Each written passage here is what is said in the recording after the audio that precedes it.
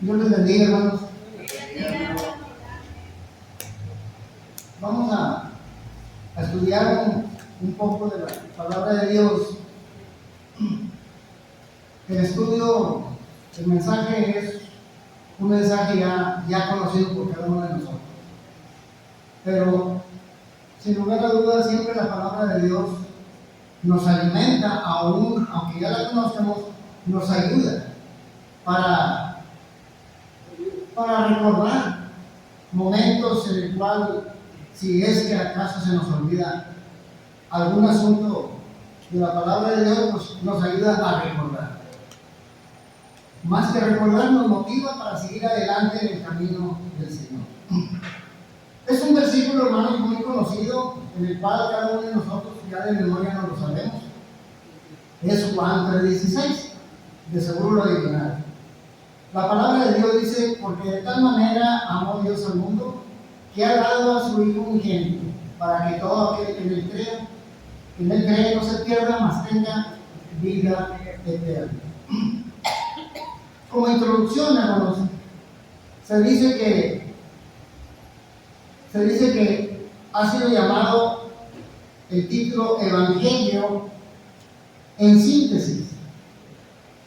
El Evangelio en síntesis, ya que en breves palabras se explica el contenido del Evangelio. El Evangelio, sin lugar a duda, de nuestro Señor Jesucristo. Y una de las mejores maneras, se dice, que para poder más que sabérnoslo de memoria, es en síntesis. ¿Qué es? Bueno, es la composición de un versículo en partes. Por eso se dice que la mejor forma de estudiarlo es dividiéndolo en partes.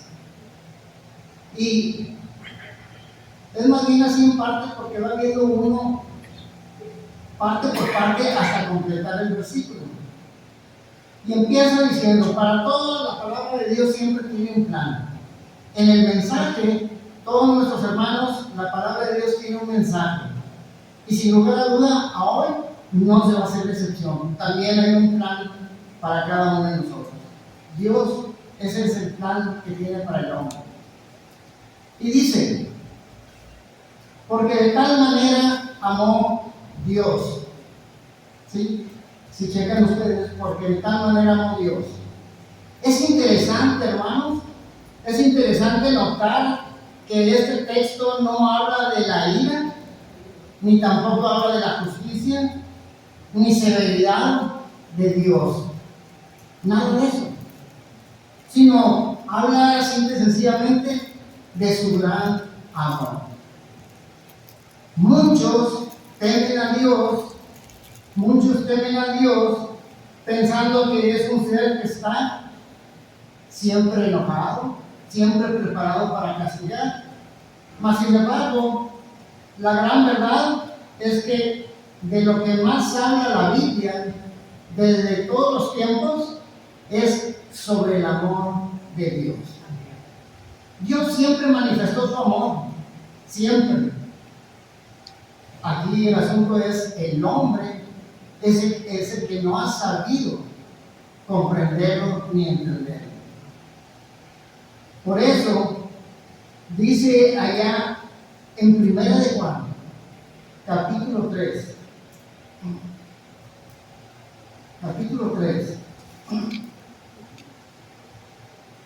Primera de Juan, capítulo 3, versículo 1.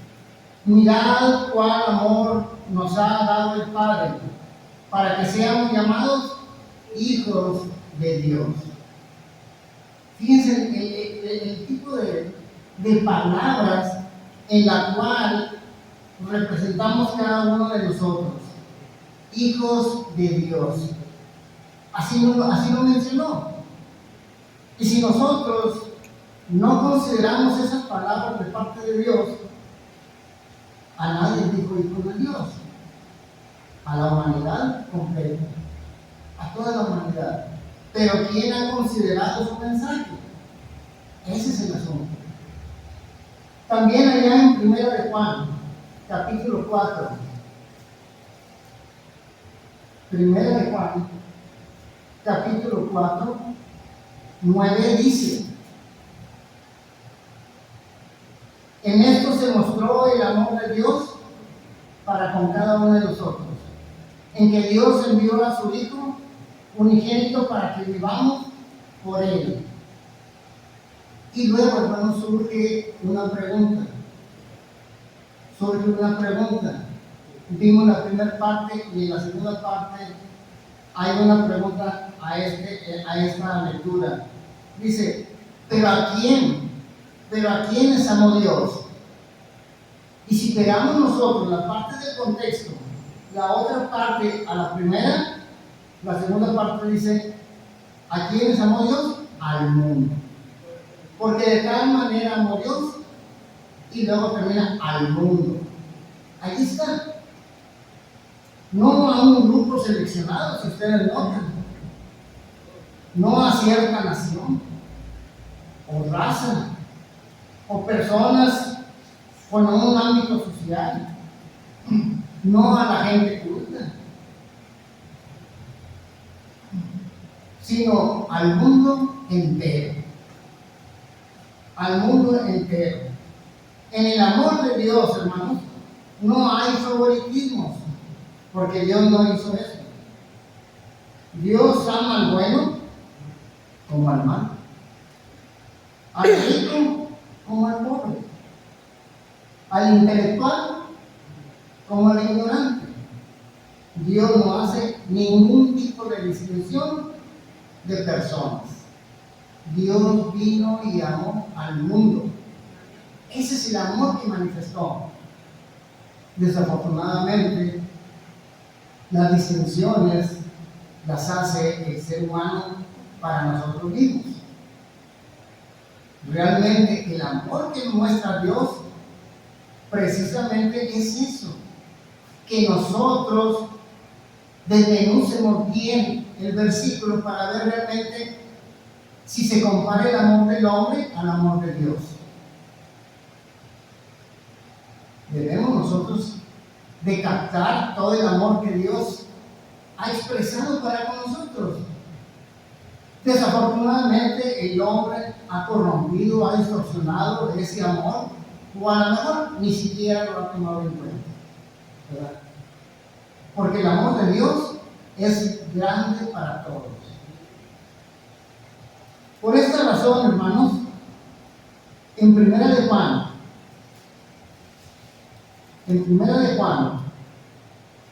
capítulo 2, versículo 2, dice, y Él es la propiciación por nuestros pecados, y no solamente por los nuestros, sino también por los de todo el mundo.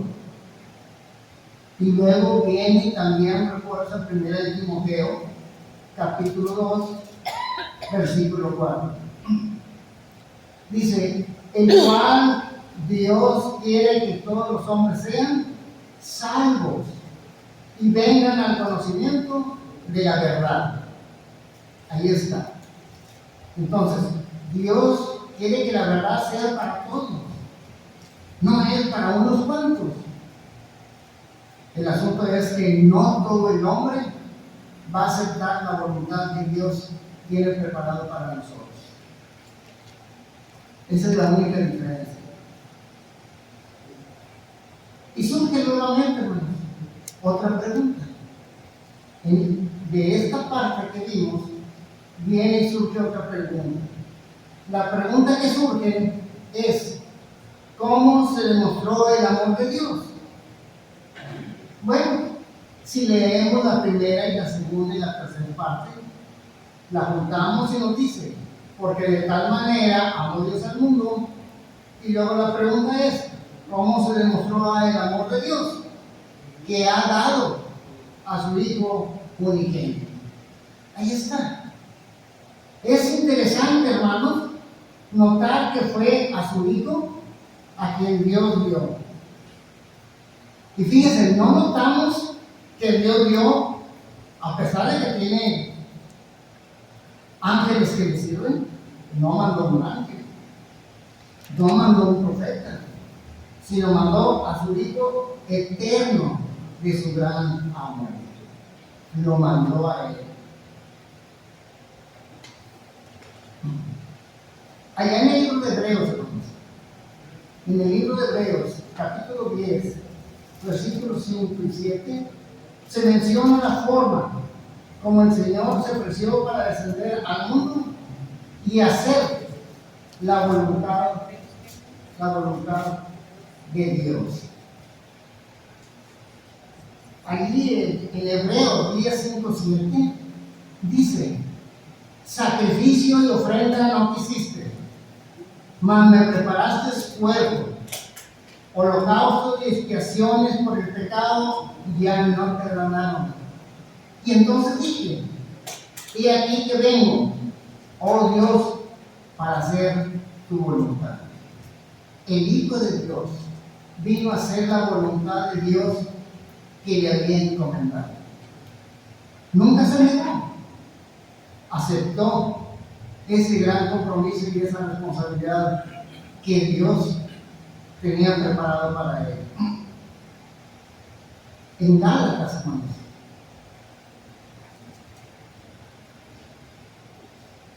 en Gálatas 4:4 dice: pero cuando vino el cumplimiento del tiempo, Dios envió a su Hijo.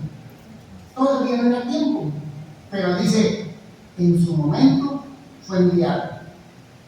Y luego Juan 3:17 también habla del envío del Señor Jesús con el fin de salvar a la humanidad de la condenación eterna.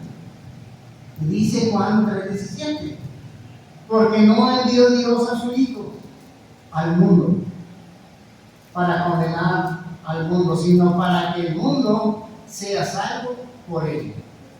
A eso lo envió Dios, para que fuéramos salvos, usted, yo y toda la humanidad. Mis hermanos, es conmovedor del descenso de Cristo, es que fue enviado expresadamente para ser nada menos que crucificado. Y todavía aún así, bueno, ya Dios le había enviado y traía ese mandato por Dios. Él sabía que venía para sufrir en manos de hombres malvados, ¿verdad? De hombres malvados. Quien llevó él mismo nuestros pecados en su cuerpo sobre el madero, para que nosotros, estando muertos en pecado, vivamos a la justicia. Y eso lo podemos citar en 1 de Pedro, capítulo 2, versículo 24. Y luego, hermanos, vuelve a hacer la lectura otra pregunta. Y la otra pregunta que surge es: ¿qué es lo que Dios espera de todos los hombres? Después de haber enviado a su Hijo. Cuando Dios envía a su Hijo, viene y compone la otra parte del versículo. Porque de tal manera amó Dios al mundo, que ha dado a su Hijo unigénito, para que todo aquel que en Él cree, para que todo aquel que en Él cree. Entonces, creer, hermanos, en Cristo como Salvador del mundo es un imperativo. Ese imperativo es una orden, es mandar, está obligado, es una ordenanza para que todo aquel que en Él cree, ¿verdad? Si vemos nosotros un par de ejemplos, vemos por ejemplo el carcelero de Filipos. Ahí el carcelero de Filipos, dice la historia, ¿verdad? Dice que Pablo y Silas le dijeron: señores, ¿qué debo hacer para ser salvo? Entonces Pablo y Silas le dicen: cree en el Señor Jesucristo y serás salvo. Hechos 16, 30, 31. Y luego vemos otro ejemplo más. A lo que Él vino y para que todo el que en Él cree, también se dice que allá a la gente de Antioquía, todo aquel que cree en Él, o sea, en Cristo, es justificado. Hechos 13, 39. Y luego, hermanos, termina haciendo la última pregunta. ¿Cuál es el resultado de creer en Cristo, hermanos? ¿Cuál es el resultado de creer en Cristo? Y volvemos otra vez a la continuidad del versículo. Porque de tal manera amó Dios al mundo, que ha dado a su Hijo unigénito para que todo aquel que en Él cree. Y la pregunta es, ¿cuál es el resultado de creer en Cristo? Que no se pierda, mas tenga vida eterna. Dos grandes beneficios, hermanos. Dos grandes beneficios. Primero, escapar de la condenación eterna. La segunda, lograr la salvación eterna. Dos verdades, dos enfáticas verdades,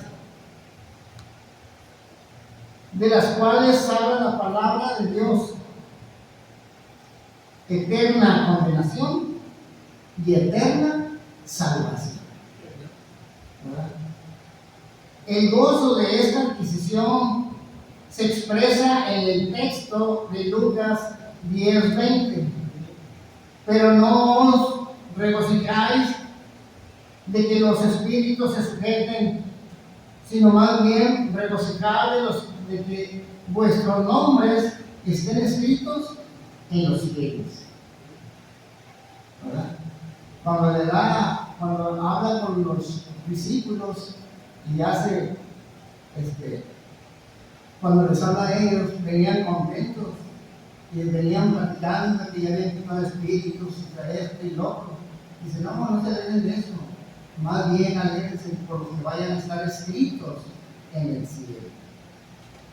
Mis hermanos, solamente ya para conclusión, Dios amó al mundo a pesar de sus pecados, pues el amor de Dios se manifestó enviando a su Hijo para que muriese por todos los hombres, por toda la humanidad. Es necesario creer y aceptarlo como nuestro Salvador personal. El resultado, si vemos nosotros, hermanos, es doble bendición. Nos libra de la condenación y obtenemos la salvación. Eso es lo que recibimos. Qué mejor momento, hermanos, para los que, no sé si haya visitantes, pero es bueno de todos modos que tomen en cuenta el mensaje para que vean que Dios tiene preparado algo para la humanidad. Y si el visitante que está con nosotros todavía no ha obedecido, cheque bien lo que la palabra de Dios nos dijo en esta tarde. Dios fue enviado para salvarnos. Dos cosas importantes. El resultado y la bendición nos libra de la condenación y obtenemos la salvación. Versículo completo de este estudio. Porque de tal manera amó Dios al mundo, que ha dado a su Hijo unigénito, para que todo aquel que en él cree no se pierda, mas tenga vida eterna. Gracias, mis hermanos, por su atención y que Dios me bendiga.